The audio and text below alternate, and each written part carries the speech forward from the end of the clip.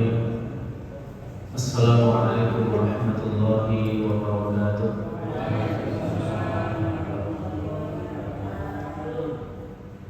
Alhamdulillahirabbil alamin. Hamdan katsiran thayyiban mubarakan fih kama yuhibbu rabbuna wa yarda.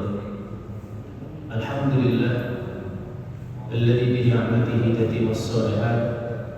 Asyhadu an la ilaha illallah wa asyhadu anna Muhammadan abduhu wa rasuluh. Allahumma shalli ala Muhammad wa ala ali Muhammad kama shallaita ala Ibrahim wa ala ali Ibrahim innaka Hamidum Majid.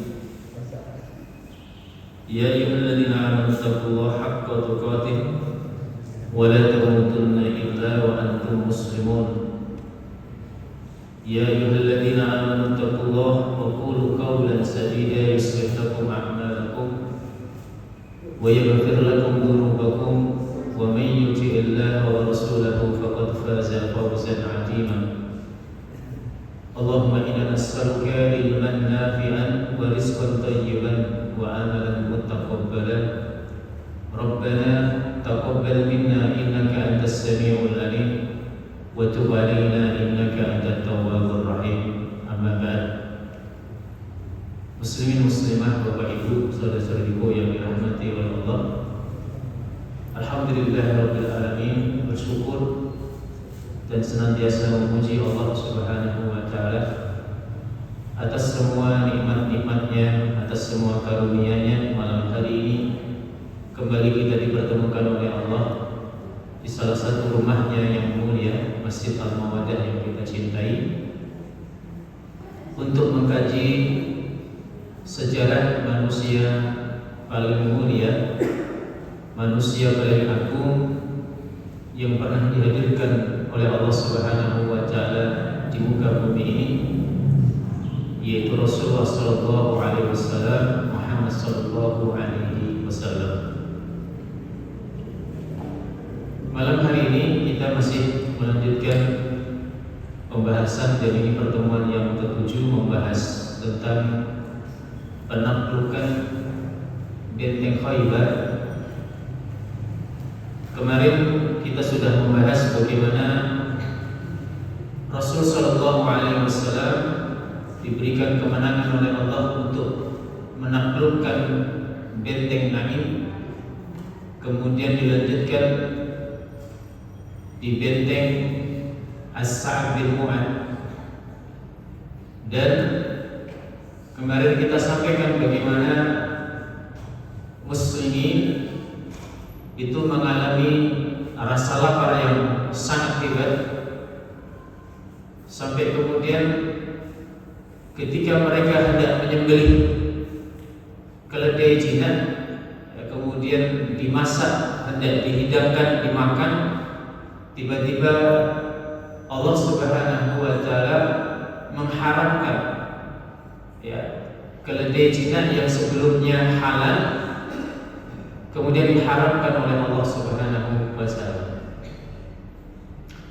Maka dalam kondisi yang lapar itu Rasul sallallahu alaihi wasallam memanjatkan doa kepada Allah Subhanahu wa taala, Allahumma innaka qad arafta halahum wa anna laysat bihim quwwatun wa an laysa biyadi shay'un utihim iyyahu fa'aftah alaihim adhama kusumiha anhum ghina'un wa aksaraha tu'aman wa wadkan.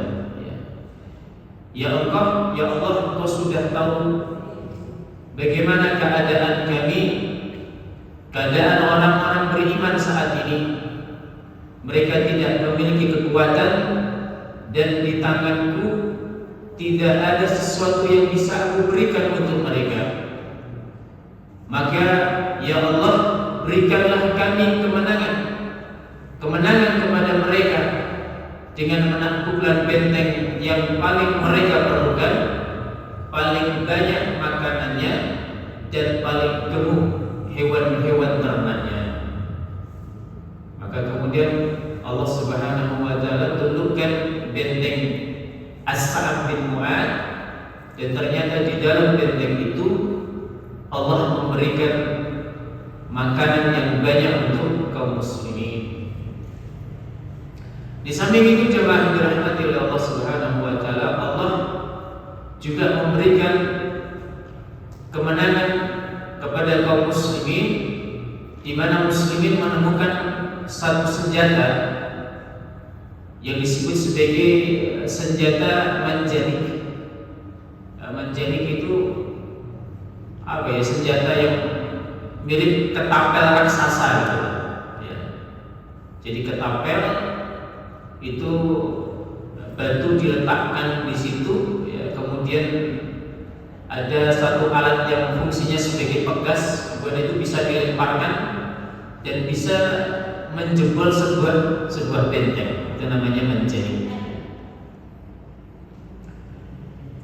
Setelah benteng As-Sa'd bin Mu'adh ini jebol, dikuasai oleh muslimin, baru orang Yahudi lari, kemudian menuju satu benteng yang lain, yaitu benteng Az-Zubair. Benteng Az-Zubair, dan benteng Az-Zubair ini berbeda dengan benteng-benteng yang lain. Dia berada di posisi di atas bukit. Di atas bukit, kemudian tempat itu tidak bisa dilalui oleh seekor kuda. Jadi memang harus berjalan. Dan kondisi ini adalah kondisi yang sangat sulit Bapak Ibu yang dirahmati Allah Subhanahu wa taala. Setelah Rasulullah SAW itu mengepung selama 3 hari dan tidak ada hasil yang positif, maka kemudian Allah mengirimkan satu orang Yahudi. Jadi Masya Allah, kadang-kadang Allah itu menolong kaum muslimin itu dengan musuh-musuhnya, ya, sebagaimana peristiwa penaklukan benteng Az-Zubair. Ada seorang Yahudi yang mendatangi Rasulullah SAW, kemudian orang itu berkata, "Ya Abul Qasim, sekalipun engkau mengepung benteng ini sepanjang 1 bulan, mereka tidak akan pernah peduli, mereka tidak akan pernah ambil pusing," kata orang Yahudi. Sesungguhnya mereka di benteng Az-Zubair ini memiliki satu sumber air dan cadangan minuman di bawah tanah-tanah mereka. Mereka kalau malam hari, meskipun kalian kepung itu, malam hari mereka meninggalkan bentengnya, kemudian masuk di sumber air itu, ngambil air, dan mereka kembali ke benteng mereka dengan aman. Maka kalau kamu mau mengalahkan mereka, tutuplah jalan sumber air mereka itu. Maka pasti mereka akan keluar dari sarang-sarang mereka dan terpaksa harus bertempur dengan kalian. Maka Rasulullah SAW itu memutuskan jalan sumber air mereka, sampai kemudian orang-orang Yahudi itu keluar dari sarang-sarang mereka dan bertempur dengan kaum muslimin. Dikisahkan bahwa muslimin saat itu ada yang menjadi syahid, menjadi syuhada 1 orang. Sementara orang-orang Yahudi yang terbunuh di benteng Az-Zubair jumlahnya 10 orang. Maka kemudian Allah Subhanahu wa taala juga memberikan kemenangan kepada muslimin dengan menaklukkan benteng Az-Zubair. Begitu ini benteng dirobohkan, diruntuhkan oleh Nabi Muhammad SAW, dikuasai oleh kaum muslimin, mereka kembali meninggalkan benteng Az-Zubair menuju satu benteng yang lain yang disebut sebagai benteng Ubay. Benteng Ubay. Begitupun juga benteng Ubay itu dengan mudah ditundukkan oleh kaum muslimin, dan kembali orang-orang Yahudi itu lari menuju satu benteng yang disebut sebagai benteng An-Nizar. Orang-orang Yahudi di benteng An-Nizar ini kemudian di atas benteng mereka melempari kaum muslimin dengan anak-anak panah mereka dan batu-batu besar. Rasulullah SAW kemudian memerintahkan para sahabat Nabi untuk menggunakan senjata manjanik tadi, yang diambil dari benteng As'ad bin Mu'ad, ya. Kemudian dilemparkanlah Manzanik itu sampai kemudian membuat benteng An-Nizar ini kemudian runtuh, jebol, ya. Sampai kemudian benteng An-Nizar juga dikuasai oleh Rasulullah SAW. Maka setengah wilayah benteng Khaybar itu sudah ditundukkan oleh kaum muslimin, maka tinggal setengahnya lagi. Nah, kemarin kita sampaikan bahwa setengah dari wilayah Khaybar itu terdiri dari 3 benteng, yaitu benteng Al-Wadi, benteng As-Salalin, kemudian yang ketiga adalah benteng Al-Qamus, atau disebut juga sebagai benteng Abil Hukayk. Ya, Abil Hukayk ini adalah besannya Huyai bin Akhtab. Ya, ada yang masih ingat nama Huyai bin Akhtab? Huyai bin Akhtab ini adalah pembesar kabilah Bani Nadir yang diusir Nabi Muhammad SAW dari kota Madinah. Ya. Jadi Huyai bin Akhtab ini punya seorang putri namanya Sofiyah binti Huyai. Nanti menikah di hari penaklukan benteng Khaybar. Jadi ketika Rasul masuk ke benteng Khaybar itu, Sofiyah putrinya Huyai bin Akhtab itu baru menikah dengan salah satu putranya Abil Hukayk, namanya Kinanah bin Abil Hukayk. Ya. Ini biasanya Huyai bin Akhtab. Setelah dikepung selama 14 hari, sebagian ahli sejarah mengatakan tidak ada peperangan ketika Rasul menaklukkan 3 benteng ini. Ya. Setelah 14 hari itu kemudian 2 putra dari Abil Hukayk, salah satunya adalah Kinanah tadi, menemui Nabi untuk menyatakan gencatan senjata, melakukan perdamaian terhadap Nabi Muhammad SAW. Di antara poin-poin perdamaian itu bahwa orang-orang Yahudi di dalam benteng tidak boleh dibunuh. Kemudian yang kedua, anak-anak tidak boleh ditawan. Yang ketiga, orang-orang Yahudi Khaybar, mereka siap meninggalkan Khaybar dengan menyerahkan seluruh harta Khaybar, termasuk persenjataan mereka, pedang mereka, tameng-tameng mereka, anak panah mereka, ya. Termasuk emas, peraknya, kuda-kuda perang mereka, baju besi mereka, termasuk semua pakaian-pakaian mereka harus diserahkan kepada muslimin, kecuali pakaian yang menempel di tubuh mereka. Itu yang boleh dibawa. Kemudian Rasulullah SAW berkata kepada Kinanah bin Abil Hukayk, ya Kinanah, ketahuilah, aku akan mencabut jaminan perlindungan dan keamanan terhadap kalian bila kalian menyembunyikan sesuatu apapun dari kami. Ya. Jadi tidak boleh kalian menyembunyikan apapun yang disebutkan tadi, kuda, persenjataan, harta benda, tidak boleh kalian sembunyikan.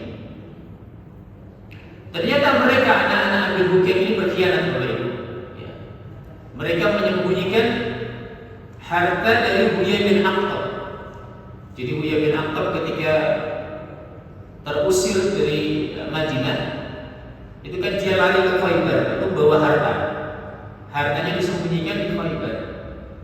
Nah, nanti tahun 5 Hijriah itu Huyai ini kan memprovokasi orang-orang Quraisy itu, memprovokasi orang-orang Ghatafan, orang Arab Badui, Bani Quraidah untuk menumpas kaum muslimin di kota Madinah, yang disebut sebagai perang Khandaq atau perang Al-Ahzab. Ya, maka dengan provokasi Huyai bin Akhtab ini kemudian Huyai bin Akhtab ditangkap oleh Nabi, kemudian dihukum mati. Hartanya itu kemudian disimpan di benteng Khaybar. Ternyata tempat persembunyian harta dari Huyai bin Akhtab ini itu diketahui oleh Kinanah, menantunya dari. Dan Rasul mengatakan, aku akan mencabut jaminan keamanan perlindungan kepada kalian kalau kalian menyembunyikan sesuatu. Maka kemudian malaikat Jibril mendatangi Nabi, kemudian menunjukkan tempat di mana harta Huyai bin Akhtab itu disembunyikan. Rasul kemudian bertanya lagi kepada Kinanah, ya Kinanah, apakah betul apa yang kamu sampaikan bahwa engkau tidak menyembunyikan sesuatu dari kami? Kinanah masih menjawab, aku tidak tahu, kata Kinanah. Maka kemudian Rasulullah SAW memerintahkan Zubair bin Awwam untuk membunuh Kinanah bin Abi Hukai, dihukum mati oleh Nabi Muhammad SAW. Maka setelah Khaybar ini dikuasai oleh Nabi Muhammad SAW, ada sebagian Yahudi yang mendatangi Nabi. Mereka berkata, ya Abul Qasim, apakah tidak kau izinkan kepada kami untuk menggarap ladang-ladang di Khaybar? Maka nanti sebagian dari hasil panen kami akan serahkan kepada Anda. Rasul kemudian bermusyawarah dengan para sahabat Nabi. Ternyata dipikir-pikir, ternyata Muslimin kesulitan kalau mengolah sendirian, karena Khaybar ini sangat luas. Sementara orang-orang Yahudi kabilah di Khaybar ini mereka sangat ahli menggarap ladang-ladang kurma. Maka Rasulullah SAW itu mengizinkan orang-orang Yahudi Khaybar untuk mengolah pertanian Khaybar, kemudian sebagian hasil panen itu diserahkan oleh orang-orang Yahudi kepada Rasulullah SAW. Kemudian Nabi berkata kepada mereka, wahai orang-orang Yahudi, sesungguhnya kami punya hak untuk menghentikan kerjasama ini. Artinya mau 1 tahun, 2 tahun itu adalah urusan kaum muslimin. Dan ternyata nanti di zaman Umar bin dirahmati Allah itu Yahudi di Khaybar kemudian diusir oleh kafilah Umar bin Khattab. Kemudian setelah Rasulullah SAW itu menguasai Khaybar, maka Abdullah bin Umar ini berkata, demi Allah, kami baru tahu yang namanya kenyang setelah muslimin itu menguasai Khaybar. Ibunda Aisyah juga pernah berkata, kami sesungguhnya tidak pernah kenyang, merasakan kenyang makan kurma sebelum kami menaklukkan benteng Khaybar. Jadi memang tahun 1 Hijriah sampai 7 Hijriah itu muslimin prihatin, Pak. Sampai mereka nggak tahu rasanya kenyang kayak aku, nggak tahu, Pak. Maka dikatakan oleh Malik bin Dinar itu pernah berkata, ma syabi'a Rasulullah sallallahu alaihi wasallam min khubzi qattu wala lahmin illa ala dhafafin.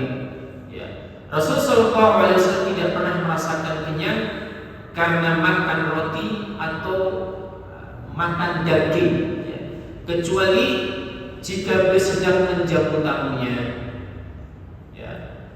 Jadi Rasul tidak pernah makan kenyang, makan roti, gandum atau makan daging. Itu kecuali ada tamu yang datang ke rumah beliau. Ibunda Aisyah radhiyallahu anha mengatakan bahwa keluarga Muhammad sallallahu alaihi wasallam itu tidak pernah merasakan kenyang karena makan roti gandum yang diberi idam. Idam itu semacam kuah ya. Dalam 3 hari sampai dia bertemu dengan Allah Subhanahu wa taala. Jadi kadang itu Rasul 1 hari ini lapar, 3 hari lapar, 1 hari kenyang, nanti 3 hari lapar lagi. Itu keadaan keluarga Nabi Muhammad SAW.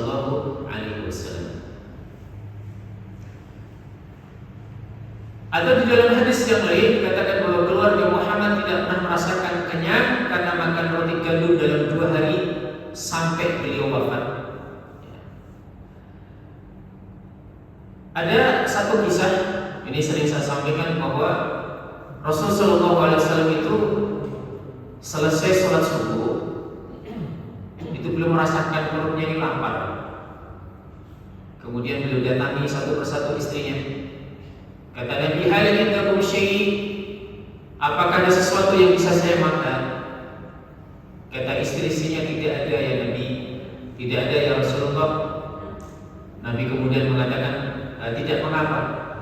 Kalau begitu saya hari ini puasa. Hari ini puasa. Dari Nu'man bin Bashir,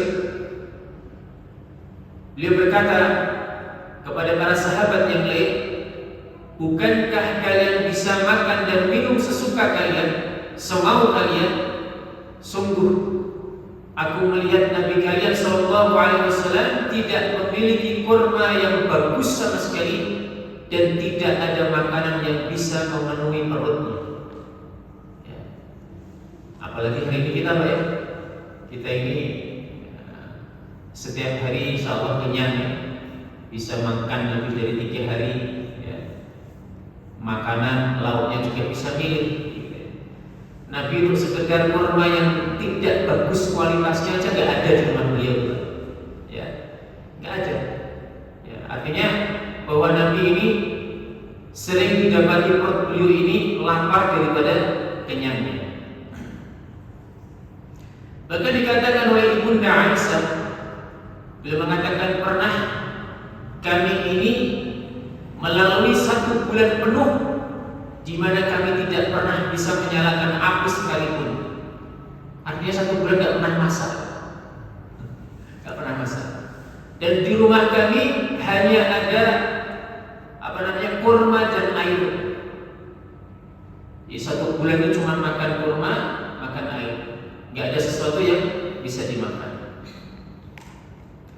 Jamaah yang dirahmati oleh Allah Subhanahu wa taala, begitu benteng Khaybar ini dikuasai muslimin, maka yang terjadi adalah harta melimpah di kota Madinah. Jadi orang-orang muhajirin, orang-orang Mekah yang dulu mereka berhijrah dari kota Mekah menuju Madinah, itu kan kebutuhan hidup mereka itu ditanggung oleh saudara-saudaranya dari Ansar, dari kota Madinah. Salah satu yang dilakukan oleh orang-orang Madinah itu memberikan sebagian ladang mereka untuk digarap oleh orang muhajirin. Nanti begitu panen bagi hasil ya. Namun begitu Khaybar dikuasai oleh muslimin, maka orang-orang muhajirin mendatangi saudara-saudara Ansarnya, mendatangi orang-orang Madinah untuk mengembalikan ladang-ladang mereka kembali, karena mereka sudah cukup dengan apa yang mereka dapatkan dari Khaybar. Jadi luar biasa Pak. Nanti Rasulullah ini memberikan harta ghanimah dengan sesuatu yang sangat adil. Di antaranya adalah orang-orang yang memiliki kuda, ya, memiliki kuda itu penunggang kudanya mendapatkan 1 saham, sementara kuda yang mereka naiki itu mendapatkan 2 saham. Ya. Orang-orang yang berjalan kaki, yang mereka tidak punya kendaraan, mereka hanya mendapatkan 1 bagian saham. Ya. Maka nanti Zubair bin Awam itu mendapatkan 4 saham, 1 saham untuk ibunya, ya, Sofiyah bintu Abdul Muttalib, ibunya Zubair bin Awam, dari 1 bagian. Kemudian kalau dia memiliki kuda, kudanya mendapatkan 2 bagian, dan satu lagi bagiannya adalah bagian sebagai seorang mujahid, ya, yang berjihad di jalan Allah Subhanahu wa taala. Bapak Ibu yang dirahmati oleh Allah Subhanahu wa taala, ada kisah menarik jamaah. Di tengah-tengah pengepungan benteng-benteng di Khaybar itu ada kisah seorang Badui. Badui ini mendatangi Nabi. Orang Badui tadi berkata, "Ya Muhammad." Jadi orang Badui ini karena mereka, mohon maaf, ya, kurang beradab Bapak Ibu ya. Jadi mereka kalau manggil Nabi itu bukan ya Rasulullah, ya Nabi, ya Muhammad. Sesungguhnya aku telah beriman kepadamu dan aku juga berhijrah bersamamu. Hari ini aku menemanimu untuk berjihad di jalan Allah Subhanahu wa taala. Begitu orang Badui itu pergi, Rasul kemudian berkata kepada sahabat Nabi, perhatikan orang Badui itu. Ya, perhatikan orang Badui itu. Ya. Maka begitu sebagian benteng Khaybar ini dikuasai oleh muslimin, mereka mendapatkan harta ghanimah. Rasul ingat Pak sama Arab Badui tadi. Ini kau cari Arab Badui yang kemarin itu, berikan dia ghanimah, berikan dia harta ini. Kemudian dicarilah orang itu, ya, diberikan bagian ghanimah untuk dia. Kata Arab Badui, ini apa ini? Ini adalah jatah ghanimahmu, harta rampasan. Kemudian Arab Badui itu membawa hartanya itu kepada Nabi Muhammad SAW. Kata orang itu, ya Muhammad, sesungguhnya aku jihad di jalan Allah ini bukan untuk ini, bukan untuk ini. Saya tidak menginginkan harta ini, kata Arab itu. Tapi sesungguhnya aku punya harapan, aku perang bersamamu, aku ingin terkena satu anak panah yang tepat masuk di tenggorokanku ini, ditunjukkan. Kemudian aku mati dan aku masuk surga, kata Arab itu. Ditunjukkan tepat di sini. Maka kemudian Rasulullah SAW bersabda, wahai fulan, kalau kamu jujur dengan apa yang kamu katakan itu demi Allah, Allah akan penuhi harapanmu itu.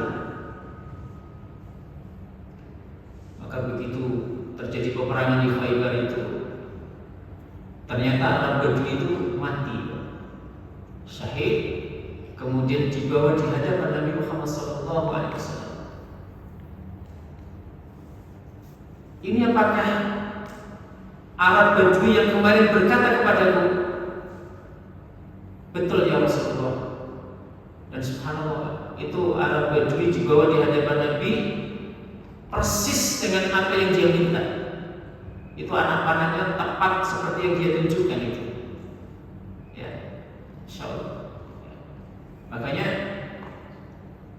orang punya cita-cita mati syahid itu dianjurkan di dalam Islam.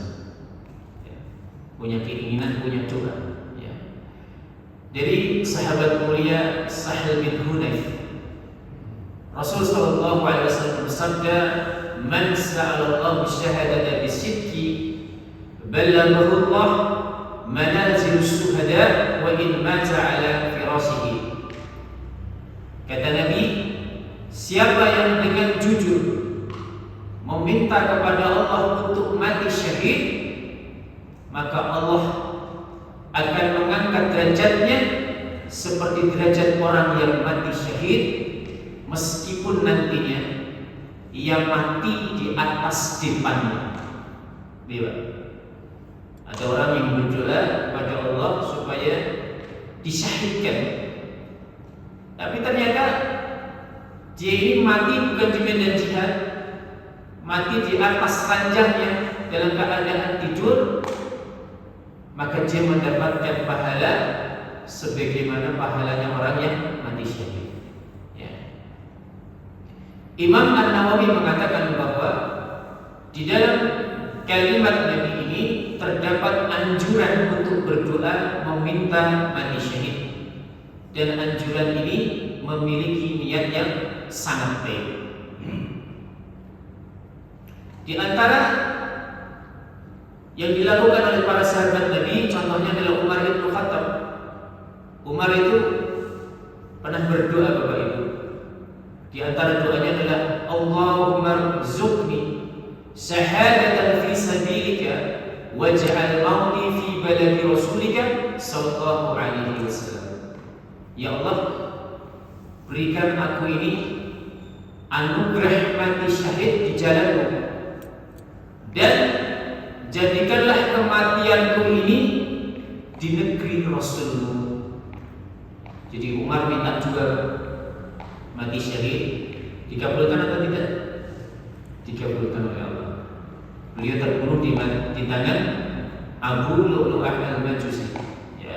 Kemudian yang kedua, beliau minta supaya wafat di kota Nabi, di kota Madinah. Bahkan tidak keduanya saja, makamnya Umar itu berada di samping makamnya Nabi Muhammad sallallahu alaihi wasallam. Kemudian ibu-ibu, ini boleh nggak kalau ibu-ibu itu minta doa sama Allah agar mati syahid? Boleh atau tidak? Boleh. Ya. Meskipun yang namanya perang itu identik dengan kaum laki-laki, tapi ternyata seorang wanita itu boleh minta kepada Allah agar diberikan nikmatnya mati syahid. Ya. Ada seorang sahabat yang dirahmati Allah Subhanahu wa taala yang bernama Ummu Haram. Ummu Haram ini istrinya sahabat mulia Ubadah bin Samit. Ya, Ubadah bin Samit. Suatu hari Rasul sallallahu alaihi wasallam bersabda kepada armada angkatan laut, ya, bahwa awwalu jaisin min ummati yaghzuna al-bahra qad awjabu. Pasukan pertama di kalangan umatku yang mereka berperang dengan menyeberangi lautan, ya, mereka diwajibkan. Mana diwajibkan itu apa? Apa maknanya? Diwajibkan itu maknanya adalah bahwa mereka itu akan masuk surga. Ya.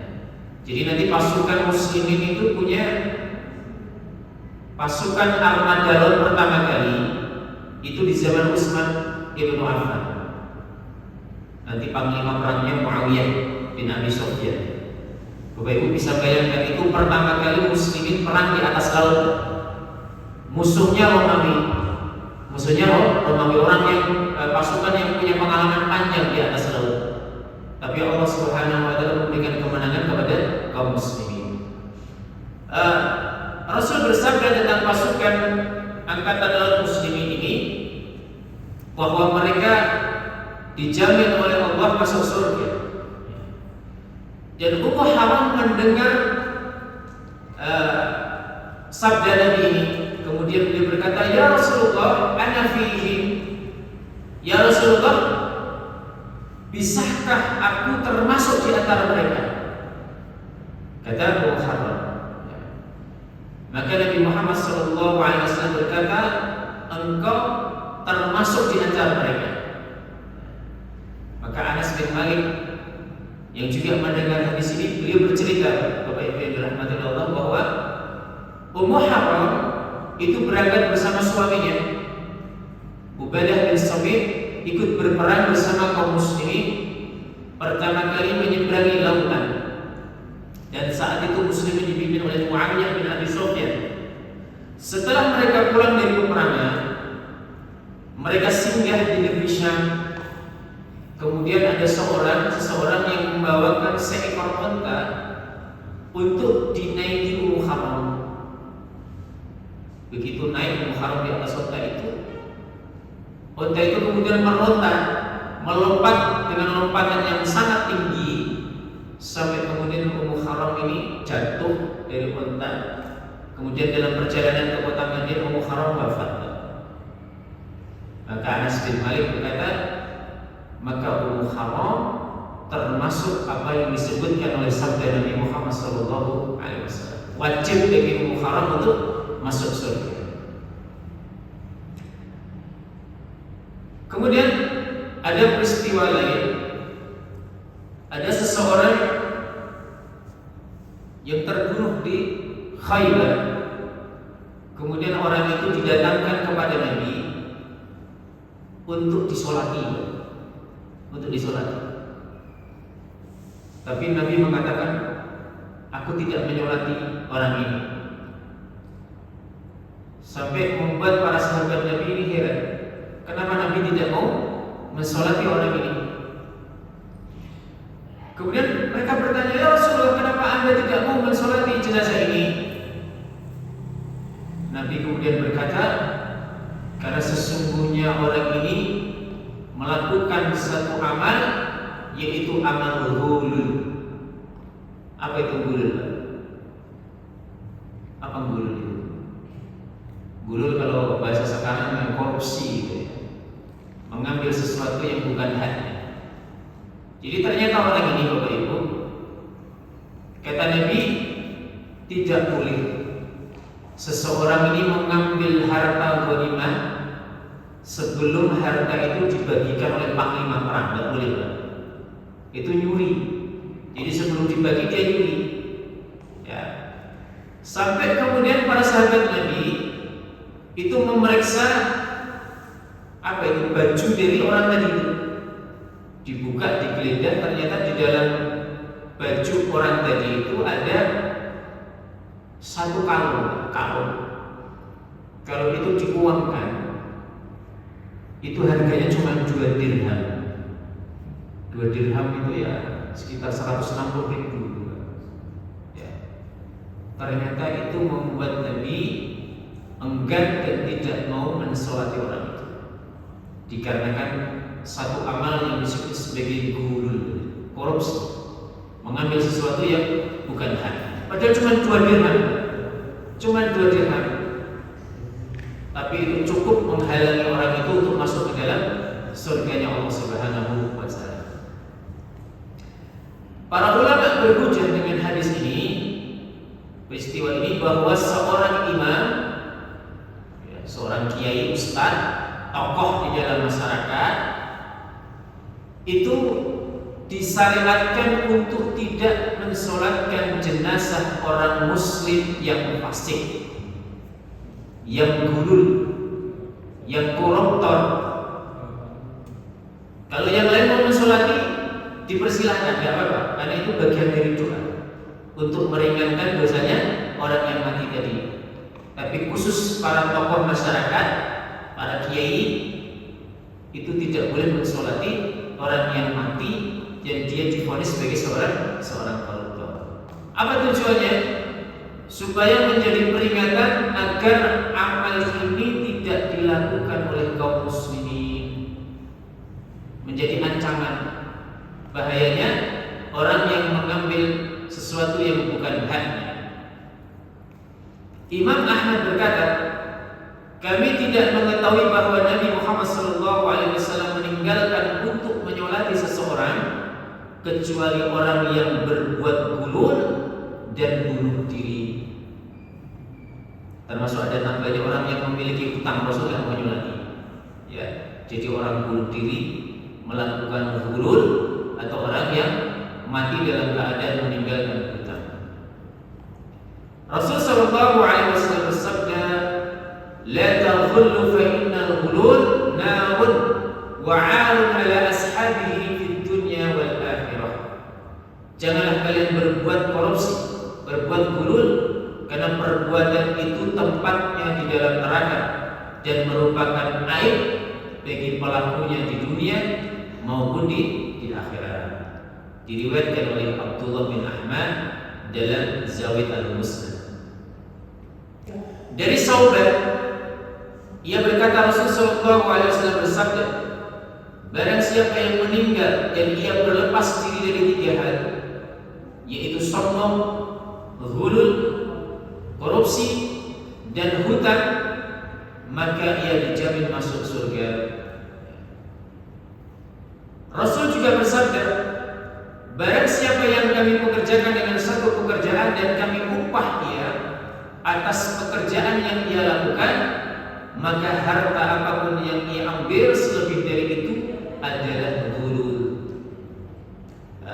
Abdullah bin Rawahah itu, Bapak Ibu, nanti ketika Khaybar itu ditaklukkan oleh muslimin, beliau ditugasi oleh Nabi untuk mengambil hasil mudarabah bersama orang Yahudi. Kemarin kan janjinya kan, nanti kalau ini ladang Khaybar kami garap Muhammad, ya, maka sebagiannya akan aku berikan kepada muslimin. Maka Abdullah bin Rawahah ini punya tugas untuk mengambil hasil ladang orang-orang Khaybar. Pernah suatu hari Bapak Ibu, itu orang-orang Yahudi, mereka menemui Abdullah bin Rawahah. Kata mereka, ya Abdullah, aku akan memberikan sesuatu yang besar untukmu, tapi laporkan hasil kami ini tidak sesuai aslinya. Ya, misalnya hasilnya 1 ton, Abdullah bin Rawahah suruh menyampaikan ke Nabi hasilnya cuma 1 kuintal misalnya. Dan kamu tenang, kamu akan kami beri upah, kata orang Yahudi. Ini termasuk yang disebut kata Abdullah bin Rawahah, demi Allah, apa yang kamu sebutkan itu adalah apa yang disebutkan oleh Nabi, bahwa itu adalah amalan ghulul. Sekali-kali aku tidak akan pernah menerima itu, karena itu hanya mengantarku masuk ke dalam neraka. Orang yang itu kecil. Begitu orang yang mau disogok ini nggak mau, apa kata mereka? Sungguh apa yang kamu lakukan ini, wahai Abdullah, membuat keadilan di langit dan bumi menjadi tegak. Itu kata mereka, untuk menghalangi menutupi kebusukan mereka itu orang Yahudi. Ya. Maka Bapak Ibu kalau pernah masuk di pesantren, saya pernah lihat di pesantren Al-Irsyad itu begitu masuk pintu gerbang itu ada tulisannya, dilarang, diharamkan untuk memberi sesuatu hadiah atau apa kepada semua staf atau ustaz di pesantren ini. Bahaya begitu, Pak. Jadi sekarang begini, ada orang punya duit, Pak. Ya, punya duit, kemudian dia ini memberikan uangnya, memberikan hadiah kepada salah satu ustaz misalnya. Kemudian suatu hari anak dari donatur tadi yang memberikan hadiah itu melakukan kesalahan besar, kesalahan besar gitu ya. Itu kira-kira ustaznya itu yang diberikan hadiah dari itu berani tidak memberikan hukuman kepada santri yang melanggar tadi? Berani tidak? Tidak berani. Makanya saya juga mikir dulu, kenapa kok dilarang gitu? Ternyata saya pikir, oh betul sih. Jadi termasuk ghulul. Atau seseorang yang memberikan kepada seseorang dengan hadiah itu dengan tujuan untuk memberikan fasilitas lebih agar anaknya kemudian selalu ditempatkan di ringing pertama misalnya, itu bahayanya seperti itu ya. Maka dalam segala hal, dalam segala aspek, memberikan sesuatu yang tidak menjadi haknya itu disebut sebagai ghulul. Dari Ali bin Amr al-Kindi, ia berkata, aku mendengar Rasulullah SAW bersabda, barang siapa di antara yang kami pekerjakan dengan satu pekerjaan, lalu ia menyembunyikan hanya sebatang jarum atau yang lebih dari itu, maka itu termasuk ghulul. Bapak Ibu sudah digaji oleh negara, ya, diberikan tugas oleh negara. Kemudian ada seseorang yang menyuap Bapak Ibu itu hanya dengan sebatang jarum. Sebatang jarum harganya berapa? Gak ada harganya mungkin ya. Tapi itu cukup mengantarkan seseorang terhalang masuk surga. Ini bahayanya dulu. Dari Abu Hurairah, Nabi Muhammad SAW pernah berdiri di tengah-tengah kami, lalu menyebutkan tentang permasalahan hulul. Beliau bersabda, sungguh aku akan menjumpai salah seorang di antara kalian pada hari kiamat yang di lehernya dipikulkan kambing yang mengembing dan di lehernya dipikulkan kuda yang meringit. Lalu berkata, "Ya Rasulullah, tolonglah aku," kata orang itu. Kemudian aku berkata, kata Nabi, "Aku tidak punya wewenang sedikit pun dari Allah untuk menolongmu. Semuanya telah aku sampaikan kepadamu." Dan orang yang di lehernya dipikulkan unta yang menderu berkata, "Ya Rasulullah, tolonglah aku." Aku berkata, "Aku tidak punya wewenang sedikit pun dari Allah untuk menolongmu. Semuanya telah aku sampaikan kepadamu." Dan orang yang di lehernya dipikulkan emas dan perak berkata, "Ya Rasulullah, tolong aku." Aku pun berkata, "Aku tidak punya wewenang sedikit pun dari Allah untuk menolongmu. Semuanya telah aku sampaikan kepadamu." Dan orang yang di lehernya terdapat lembaran kertas yang melambai-lambai kemudian berkata, "Ya Rasulullah, tolonglah aku." Aku pun berkata, "Aku tidak punya wewenang sedikit pun dari Allah untuk menolongmu. Semuanya telah aku sampaikan kepadamu." Nah, ini bahayanya orang yang mengambil hak yang itu bukan haknya. Baik, mudah-mudahan apa yang kita kaji malam hari ini bermanfaat untuk kita semua. Semoga Allah jaga keluarga kita, dihindarkan dari sesuatu yang membuat Allah Subhanahu wa taala murka kepada kita. Amin ya rabbal alamin. Subhanakallahumma wa bihamdika asyhadu an la ilaha illa anta astaghfiruka wa atubu ilaik. Wassalamualaikum warahmatullahi wabarakatuh.